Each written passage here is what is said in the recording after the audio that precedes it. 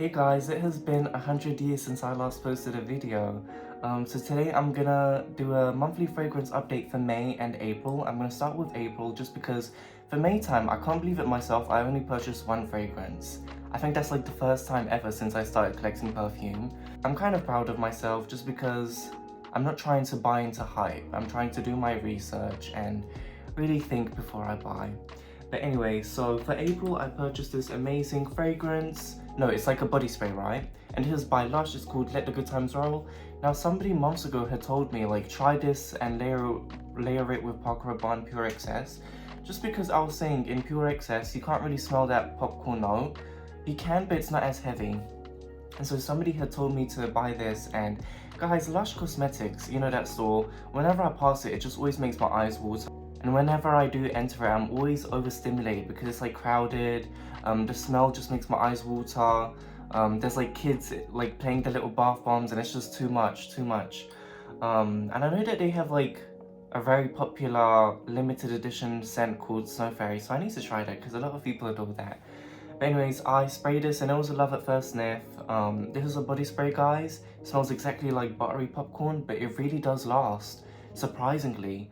And I don't even overspray much, but it does really last on my clothing, so this has really caught me off guard, so yeah. I always think, like, the Lush Cosmetics workers, like, how do they survive with that scent? Like, do they get used to it? It's insane to me. I have Armaf Club de Nuit Untold. You guys know this one. It's supposed to be a dupe of Baccarat Rouge, and in April, I was craving very different notes, like very heavy and challenging notes, and you'll see why. But you know what, guys, this is not a Baccarat Rouge dupe. People say that it's like 100% similar, but no. I was disappointed. It smells more like Penthere Instant Crush, so it kind of feels null and void that I have this and Instant Crush by Penthere. But you know how these Arabian brands are, you always need to let them macerate for like 100 years. But even now, guys, it's been like over a month because I purchased this in April. And even when I spray it, no matter how many times I spray, it's like nothing. So I definitely need to let it macerate. There's no scent, like literally. And it hasn't changed at all since I purchased it, so I'll let you guys know in 100 years if this is good or not. Perfume oil by Al Rehab, and this is called Rasha. Yes, it's a clone of Gucci Rush. Gucci Rush is that red box, you guys know that one. And for some reason, that scent is always associated with like early 2000s clubbing, and they say skanky. Sorry, I'm not gonna say the other word just cause no. But I don't know, guys, like, if there's one thing about Al Rehab, like, I have smelled their clones, they are so similar. Like, it is insane. And I have smelled Gucci Rush, and I remember I didn't like it at the time, but this one is very similar. I'll say that this is just a bit more juicy on the peach. So I do have perfumes with like a peach note in them, but I can never detect it, ever. This is the first fragrance where I can really smell the peach, and it's sour, it's very feminine and plasticky, and you have that mossy background. And I can see why people have this sort of clubbing, early 2000s like mentality whenever they smell this, because yeah, that's the kind of visualization that I get. But yeah, very feminine, and I'm glad that I have this. And I feel like a lot of people, they know Gucci Rush, they know that DNA, they know that smell. If you smell it in public, you'll be able to tell right away what that is. Let me know what your thoughts are on Gucci Rush. So next we have Cartier penthere Eau de Parfum, and I still have this thing on.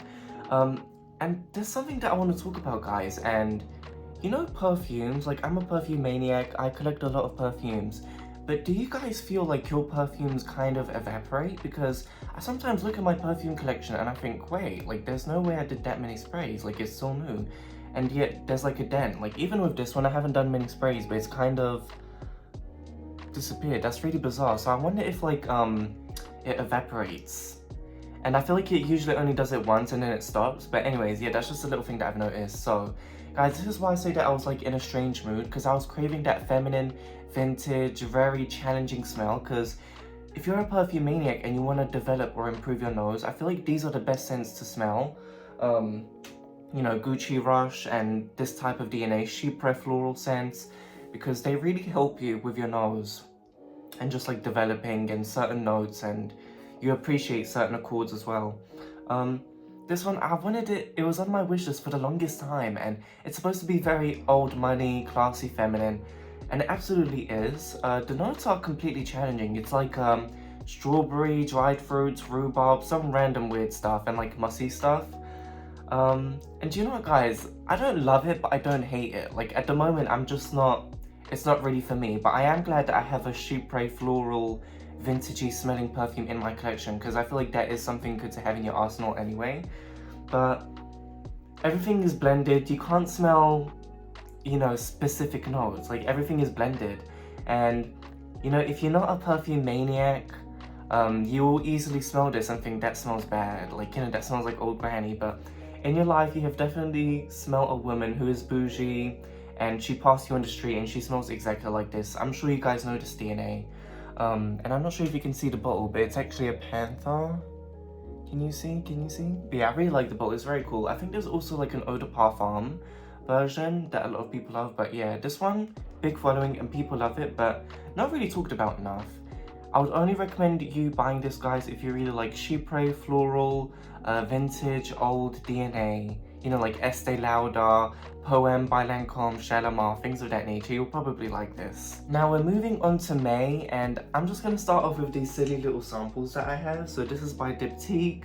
This is Eau Nabati. I don't really like this one because it's very green, herbal, spicy, and nothing special. This is a part of their Middle Eastern range, and in that Middle Eastern range, they have a fragrance called Eau Rihla, and that is like a leathery raspberry. It smells very similar to Tom Ford's leather, whatever it's called, I don't know, ombre leather. But that scent was beast mode. I adore that scent. But yeah, I can't really recommend this. It's nothing special, nothing groundbreaking. And this one is Kilian's Black Phantom, and I actually wanted this on my wish list for the longest time. And you know what, guys? This is very niche smelling, and you do smell the chocolate, like the dark chocolate, and a bit of coffee, and the almond. The almond is stunning, and I love almond, I love marzipan. Although a lot of people that I'm surrounded by, they hate marzipan. And to me, that's just crazy because I adore marzipan. It's like my favorite confection. And it's the marzipan almond note is definitely the star of the show in this one. Like, it shines through. But I realize, like, when it comes to chocolate note in perfumes, I do prefer when they're more synthetic, milky and artificial. I don't like it when they're too realistic, dark chocolate. But nonetheless, let me spray it, just one little spritz. Yeah, and a bit boozy as well. Oh, it's making me drunk. Yeah, you get that rum. Yeah, and tonka bean and I have no idea what the notes are, guys. But you guys know I don't orientate on notes. I just prefer. And oh my god, I want to eat it. Yeah, it definitely tastes like in confectionery. You need to love almond to enjoy this fragrance. Another one by Diptyque, we have L'Eau Eau de Toilette. Now, looking at the notes, you would think that I like this. It's like cinnamon, geranium, cloves, but you know what? It's very challenging. I'm gonna spray this on paper, hold on. It's very menthol, very minty. I know, it's unusual. It's like very herbal, spicy. And I know, it kind of reminds me of a spa or like Tiger's Balm, things of that nature. So I don't really like this fragrance, but I'm going to hold on to the sample anyway because a lot of people do enjoy it. But yeah, Tiger's Balm, that's what it smells like to me. Brand Diptyque, I always thought that it was just an overpriced niche brand. But I actually do enjoy the brand. They do candles and like car atomizers, and they do everything, honestly. But yeah, Diptyque, their fragrances are very long lasting. And they smell very unusual, very niche. They're not for like the basic crowd. They kind of remind me of forest, herbal, things of that nature. Now the final fragrance that I bought in May, this is Eau de Star by Mugler. Guys, this is like ultra rare. So I was just walking, I think I had an event, and on the way I always pop into a pharmacy. Guys, if you see a pharmacy or chemist, as a rule, never walk past it without stepping into it. Because I guarantee, like, there are always like gem perfumes, like discontinued stuff, so I always pop into chemists. And I saw this, you know, the House Mugler, I have a few of their fragrances. So Angel Nova, Angel Eye Star, I love that one, and Angel Nova. I really appreciate that they're very, very long lasting. Now Alien and Angel, the original Angel, I don't gravitate to them just because everyone and their grandma wears that scent. It's not very original. But this one, Now, I was just looking at the notes while I was at the pharmacy, really briefly on Fragrantica, and a lot of people were saying that this reminds them of early 2000s, 2008 shopping mall, low-rise jeans, or whatever it's called, I don't know. And although the notes aren't really something that I would go for. What is this? Watermelon, aquatic, patchouli, mimosa. I don't get watermelon, guys. I do get this aquatic feel. It's very mimosa. I think the mimosa and patchouli is what makes it smell super vintage and very old school. And yeah, this is very, very challenging, but I am glad that I have it because as I was just reading those reviews, I kind of, even now when I spray, I think of like 2008 and just that kind of thing, and this stuff is potent. Guys, one spray fills the entire room, and I'm an oversprayer. I don't even need to spray this, like the box you can smell. I just don't get any watermelon, aquatic, caramel, gourmand, whatever people say. For me, it's very old school mimosa, patchouli, and it does remind me, it is as challenging as Tom Ford's Black Orchid. Now that one, guys, a year and a half ago when I sprayed that one was hell on earth. I just didn't understand why people liked Black Orchid by Tom Ford. But these days my nose has changed, so I can tolerate it, and it's not as bad. I can see the depth in it, and I can see the appeal. That's what this reminds me of. And I am glad that I have this in my collection, just because it's very rare, and so many people cherish this so much, and people do have memories of this. Look at the star inside the bottle. Now guys, if you see this like online or like in person, I'm not telling you to buy it, because it's definitely not my type of thing, even now, but I appreciate it. And I am glad that I have it in my collection. You know, I like all fragrances, I don't discriminate. And so we'll see how with time this changes. I might fall in love with it. Be a very old school, vintage vibe. And you know guys, it's so funny because in the box they have this ancient invitation look. So back in the day, this was discontinued in 2008, I believe. And back in the day, guys, you have this mailing list to join the circle. And what you have to do is, I think you have to put your details in and you send it by letter. Because back in the day, they didn't have internet, right? But yeah, that's hilarious. And they have like different countries. Do you guys think that I should like put in my details and send it by letter to the address? What kind of response do you think I'll get? So there you have it, guys. Thank you so much for watching this video. I really want to start posting regularly again just because I really miss this.